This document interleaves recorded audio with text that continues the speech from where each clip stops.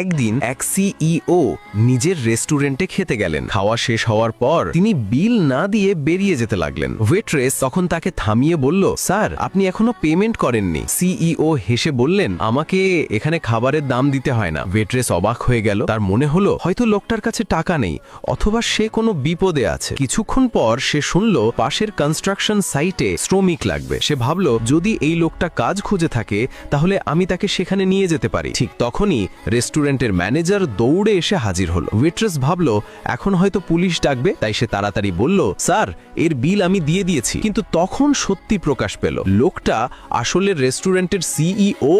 Manager রেগে গিয়ে বলল, এই মেয়েকে চাকরি থেকে বের করে দিন। কিন্তু সিইও শান্ত গলায় বললেন, ওকে চাকরি থেকে বের না করে ফাইন্যান্স ডিপার্টমেন্ট থেকে 1000 টাকা পুরস্কার দাও। মেয়েটি কৃতজ্ঞ হয়ে ধন্যবাদ জানালো। কিন্তু ম্যানেজার বিদ্রুপ করে বলল, গ্রামের মেয়ে, এর এত টাকার দরকার কি? সিইও রেগে উঠলেন, তাতে কি হয়েছে যদি সে গ্রামের মেয়ে হয়? তার চিন্তাধারা একদম সঠিক। তোমার যদি সমস্যা থাকে তাহলে তুমি চাকরি ছেড়ে দিতে পারো। ঠিক তখনই এক ওয়েটার খাবারের ট্রে নিয়ে পাশ দিয়ে যাচ্ছিল। মেয়েটির পা পিছলে যাচ্ছিল। সিইও তাড়াতাড়ি তাকে ধরে ফেললেন। দুজনের মধ্যে কিছুক্ষণের নীরবতা, একটা অদ্ভুত অস্বস্তি। তারপর দুজনেই আলাদা হয়ে গেলেন। সন্ধ্যায় কাজ শেষে মেয়েটি তার মায়ের জন্য ফোন কিনতে গেল। দোকানের সেলস ক্লার্ক তার পোশাক দেখে তাকে অপমান করলো। বলল, আপনার মতো লোক এখানে ফোন কিনলে আমাদের দোকানের ইমেজ খারাপ হবে। মেয়েটি বলল, ম্যানেজারকে ডাকুন। কিন্তু ক্লার্ক হাসতে লাগলো এবং সিকিউরিটি ডেকে আনলো। ঠিক তখনই সেই সিইও দোকানে ঢুকলেন। ক্লার্ক তাড়াতাড়ি বলল, স্যার এই মেয়েটা ঝগড়া করছে। সিইও রেগে বললেন, লজ্জা হয় না তোমার? আজ থেকেই তুমি এই দোকানে কাজ করবে না। তারপর তিনি তার অ্যাসিস্ট্যান্টকে বললেন, এই মেয়ের জন্য 2টা সবচেয়ে দামি ফোন নিয়ে আসো। মেয়েটি না করে বলল,